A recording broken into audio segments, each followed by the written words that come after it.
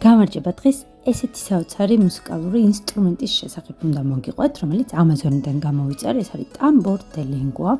არც ქართულად როგორ შეიძლება გადაითარგმნოს პირდაპირ ენის ბარაბანი? ალბათ, ეგრე.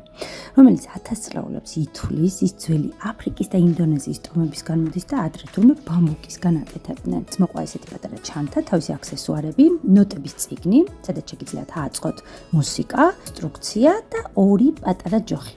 აგრეთვე არის სილიკონის თითებზე წამოსაცმელი, ანუ როგორც ხვდებით, თითებითაც შეგიძლიათ დაუკრათ ჯოხების გარეშე. მოდით ვცადოთ. მაგრამ რაღაც არასასიამოვნო ხმა აქვს, ალბათ ჯოხები დაჯობებს.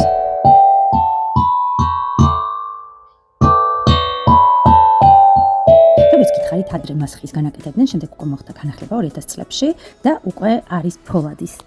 ის შეგიძლიათ წაიღოთ ზღვაზე და მისი საოცარი გერების საშუალებით თქვენი უარყოფით ენერგიას ზღვის ტალღებს გაატანოთ. ან თუნდაც სახლში დაუკრათ საკმარის ანთების დროს და პირიქით მოიზიდოთ პოზიტიური და დადებითი ენერგია. 10 წლეულების წინ აფრიკის და ინდონეზიის ტომები მას იყენებდნენ როგორც რიტუალის ჩასატარებლად, რელიგიური ცერემონიებისთვის და აგრეთვე გასართობად. ძალიან ადვილად გამოსაყენებელია მათ შორის მათთვის, ვინც საერთოდ არ იცის დაკვრა, მაგალითად მე. მისი საოცარი სიმფონია მეგობრებო, მოგიხსნით ყველანაირ კომპლექსს. ის ჩემთვის ნერვების დამამშვიდობელია ვალერიანის შემდეგ.